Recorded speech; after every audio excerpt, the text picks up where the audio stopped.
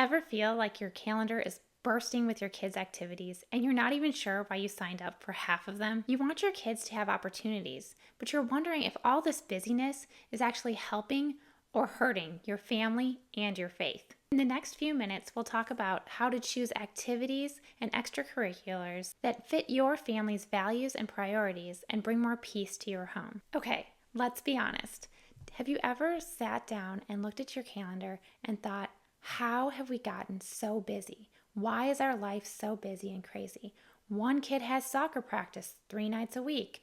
Another one has piano practice several nights. There's church. There's other activities. There's even birthday parties that our kids need to go to. And then pretty soon it feels that every single evening is a mad rush to dinner, homework, and bedtime. That's how our family life felt when we were sending our kids to school. We also were doing lots of activities. So they had school all day and they did a lot of activities at night. We had baseball. Our daughter was in softball, so we had to do Tuesdays and Thursdays were baseball nights and Mondays and Wednesdays were softball nights. And pretty soon, every night of the week, we had something going on. Even when we started homeschooling, there were more homeschooling activities that we could do. And so our days have gotten busier and busier and busier as we fill in all these different activities. If you try to do everything, it gets really difficult to find margin and time in your day. I felt that it was harder for me to connect with my kids because I was trying to move our kids from one activity to the next, and rather than slowing down and thinking that maybe we were a little overwhelmed and had too many activities, I wanted to make sure that my kids had these opportunities. And so we wanted to do something with music, and we wanted to do something with athletics, and we wanted to make sure they had time with their friends. And it just got to be a lot. But here's the thing, none of these activities are bad. In fact, many of these activities are really good things. But when every hour is packed, we start to lose the margin that we need for the best things, like meaningful conversations, quiet moments as a family, or even just being present. As Christian parents, we can fall into the trap of thinking that a busy schedule and a full calendar equals a successful family. But often, all that busyness is crowding out the space where our family can bond together and our faith can grow. And that's where things start to unravel. So here are 3 principles that you can use when you're deciding on activities for your kids and your family that will help you stay more focused on your priorities. First of all, and most importantly, make sure that you keep Christ at the center of your family. When choosing activities, you want to look and see, are these activities going to harm our faith, or are they going to help us in our faith journey? You can ask, does this activity support or distract us from our walk with Jesus? You want to make sure that the time when the activity happens, or the practices, if it's a sport, doesn't happen during church time.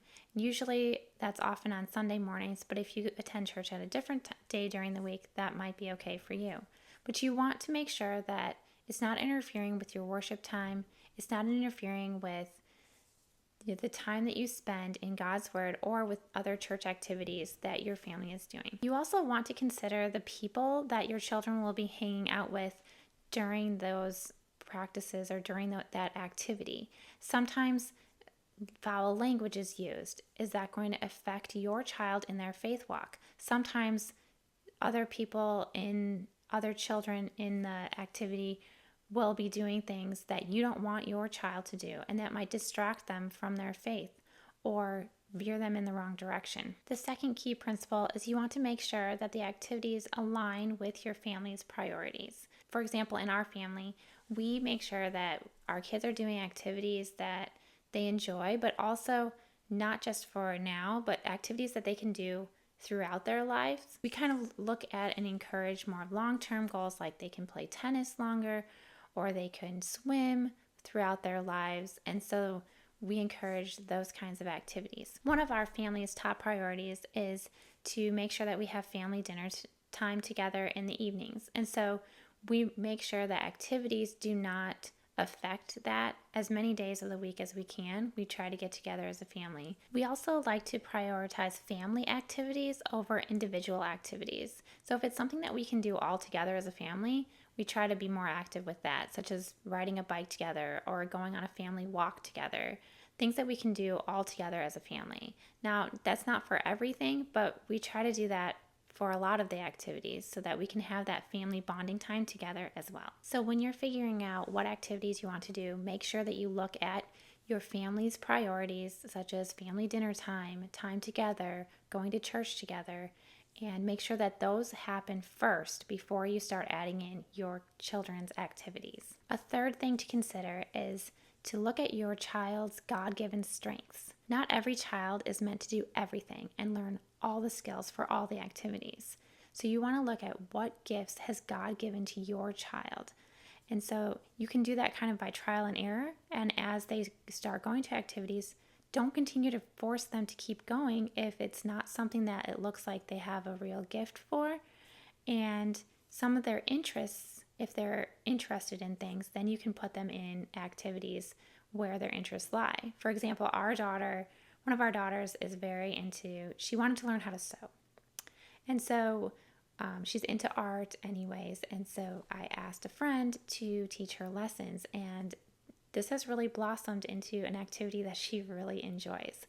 And it's something that she looks forward to it. And we can do it during the day so it doesn't interfere with our afternoon and with our evening time together as a family. And remember, that's something that you can pray for, is pray that your eyes would be opened to your child's gifts and abilities, and that they would be able to use their gifts and abilities to give God glory and to point others to Him.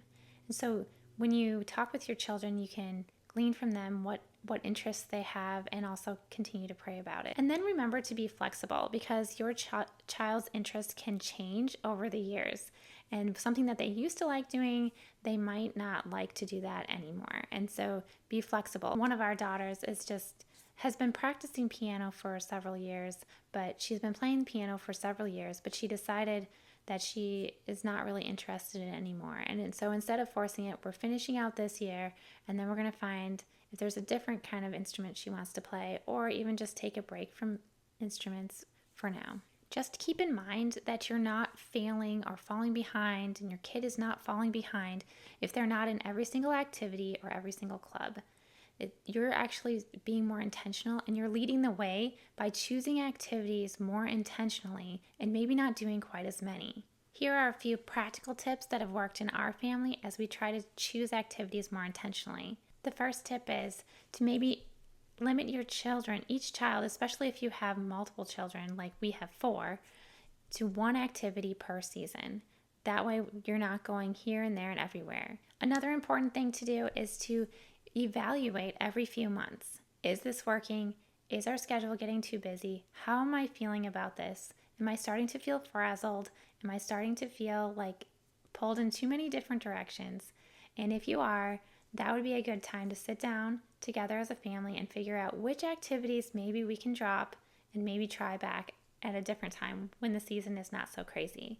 And also maybe consider what season of the year it is. Sometimes there's a lot more activities going on, a lot of special one-time activities in the spring, like a play or something. And also around Christmas time seems to be a very busy time as well. And finally, when you're choosing activities and you want to be more intentional, one other idea is just to simply ask your child, what brings you joy? What is something that you're interested in? And let's see if we can explore that. And what activities do you not want to do anymore? So this week, as you're looking at your schedule and you're feeling busy and overwhelmed, I want you to sit back and find one activity that you can step back from or not do as much, just to create that margin in your life. And also find one activity that you can make sure that you're including Christ in your life and making your child's schedule more Christ-focused. Some simple activities could be reading once a day with your child, reading the Bible, or reading another Christian resource, or singing a hymn in the car on the way to a practice. Try to incorporate another activity, a small activity where you can point your kids to Jesus. And if you want to read more about how we select activities intentionally in our family, you could read more in my blog post. I just want to encourage you, even making small adjustments to your schedule will make a huge difference, and even maybe just dropping one small thing that you can take off of your plate this week will help tremendously. May God bless your family.